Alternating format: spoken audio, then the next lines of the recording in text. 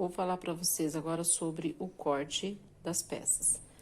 Aqui, no caso, eu tô com o corte da renda, onde eu utilizei a modelagem que vocês viram aqui, que tem, ó, o lado costa e o lado frente, colocando dessa forma, deixando margem de costura aqui de 2 centímetros e 2 centímetros aqui na parte frente. Eu já tenho, então, aqui a linha do decote, aproveitando o barrado. Aqui a linha da cava, eu vou estudar como vai ser feito o acabamento, mas só depois da prova, no corpo da cliente, tá? Então, vê como fica muito bonito uma alça já unificada aqui pelo ombro, onde não leva costura. Aqui é aquela parte que vai entre os dois seios, né? Que é a parte transparente. Recortei ela e já fiz inteira. Aqui o tecido. O tecido, eu cortei aqui num crepe Prada e aqui é no cetim gloss. Ele é muito fininho. Então, eu vou estar estruturando com esse tecido aqui, que é um crepe. Aqui tá dobrado o tecido, a gente coloca, então, vocês veem que não vai precisar de pence. Por que que eu cortei diferente a medida? Porque o gloss, ele não estica, e esse estica, né? Então, eu estou cortando maior e vou ver na hora da montagem como vai ser necessário ou não essa margem a mais. Se for preciso, eu vou estar utilizando, senão a gente recorta e elimina. Então, ali as costas, aqui a frente central e aqui a frente lateral. Tá bagunçado porque eu já cortei, agora que eu vim explicar pra vocês.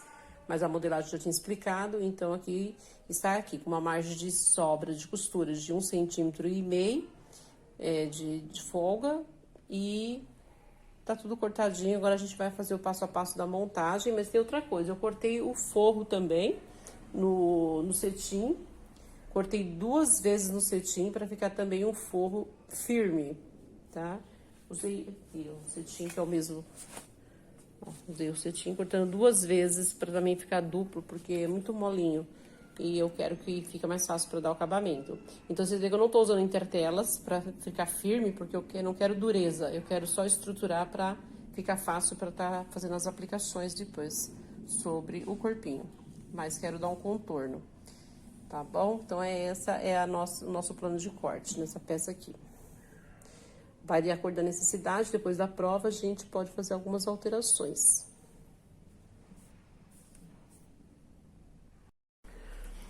Bom, meninas, aqui vou apresentar para vocês o corte desse modelo na qual nós já fizemos a modelagem. Agora estamos no passo do corte, tá? Então, aqui eu cortei já para vocês verem, eu tô cortando na intertela cavalinha para estrutura. Aqui a frente central e a frente lateral, tá? Acompanha lá o vídeo da modelagem, que tá antes desse, para vocês entenderem, tá? Eu passei o ferro, já acertei o tecido para não ficar amassado e cortei a intertela. Aqui eu já havia cortado, que é o forro. Cortei, passei no overlock já, porque eu coloquei 2 tecidos ao mesmo tempo, para ficar mais firme. Esses tecidos estão muito finos, mas a cor que eu precisava estava difícil para encontrar, então veio um tecido muito fininho, mas eu precisava dessas cores. Aqui a parte, sim, de fora. Então, nessa parte de fora, eu estou utilizando o crepe Prada e o gloss por cima, porque o gloss é o tecido da saia, o gloss é a cor que vai aparecer lá fora, onde vai receber as aplicações sobre o gloss.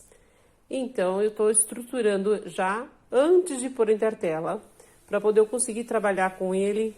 E eu tô estruturando também com o crepe Prada. Então, dessa forma que estou fazendo, para estar fazendo esse corpinho. E vamos ver o resultado juntos, tá? Eu vou fazer a montagem dele e depois eu vou seguindo as explicações.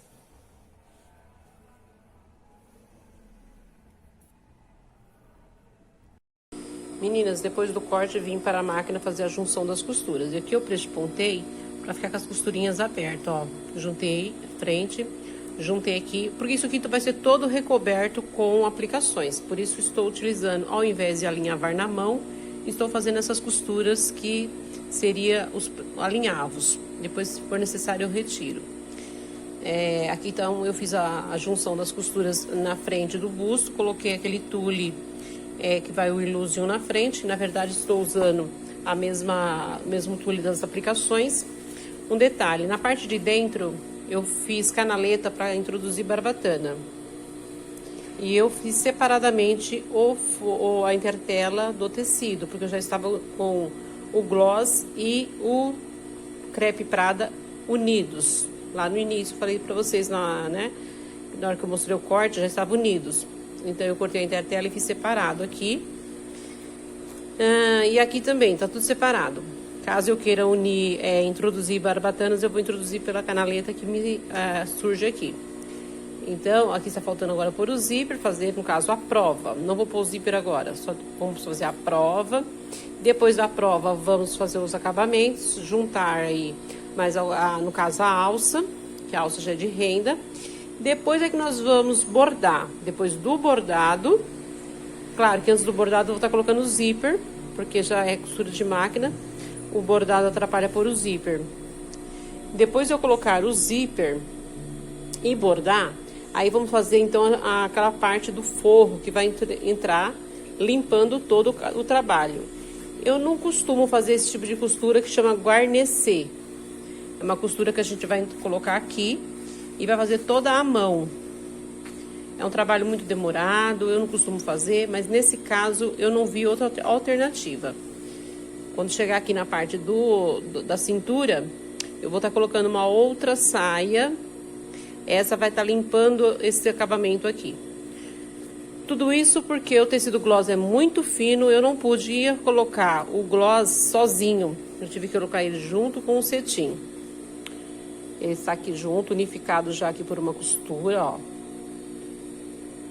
E o lado do brilho do cetim está para cima, para que ele dê um toque de brilho aqui no gloss, que já é brilhoso, mas preferi assim, que fique bastante brilho, ó. Então ele está em contato, virado a face para cima. Por esse motivo é que aqui eu tive um pouco de trabalho sem saber o que fazer, mas decidi fazer dessa forma. Depois do bordado a gente coloca, finaliza aqui então as partes internas. Veja que eu já coloquei a fitinha, já coloquei a etiqueta, tá tudo overlockado para não desfiar. E depois aí a gente faz o acabamento. Por que eu não vou virar para cima? Para não ficar muito calombo. Vamos ver na prova também, mas eu acho que eu não vou virar para cima. Prefiro colocar uma outra saia aqui, nessa, então fica tudo para baixo. São tecidos muito finos, mas o corpo, como eu quis estruturar ele ficou um corpinho bem grossinho. Essa é a intenção, tá bom? Então daqui a pouco a gente continua aqui as explicações. Bom, meninas, eu vou explicar pra vocês como que está já aqui o vestido, que a gente foi fazendo partes por partes, né? Então aqui é a parte do forro, ó.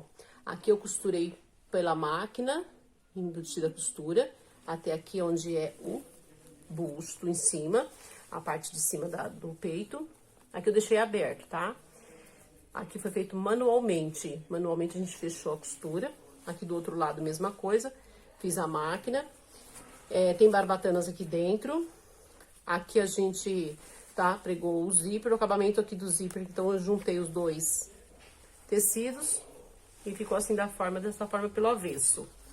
Aqui também foi feito tudo, ó, na mão, que é a parte do decote atrás, onde entrou então as alças, ó. E aqui, então, eu fiz um acabamento todo manual de costura de mão. Então, na hora de pregar o zíper, foi a finalização.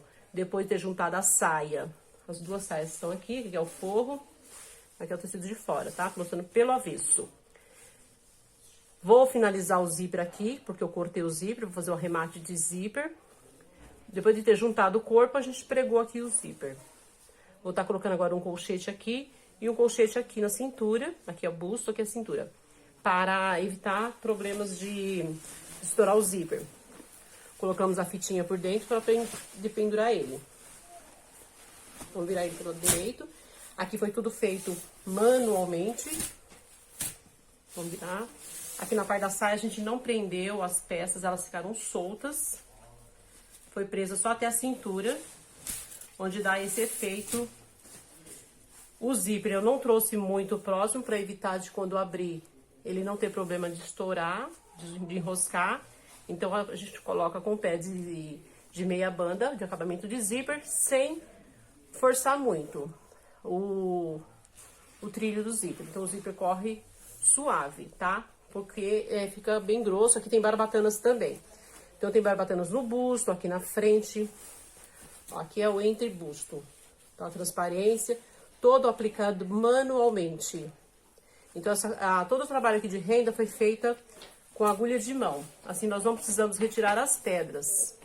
A nossa renda tinha o relevo das rosas e nós retiramos isso prendendo ela para ficar toda batidinha. Agora eu vou fazer a barrinha de lenço aqui na saia. Tem um racho também aqui na frente, uma abertura na perna. Temos uma abertura aqui na perna também, que agora eu vou finalizar ela, tá bom? Então depois eu volto aqui mostrar mais um pouco para vocês.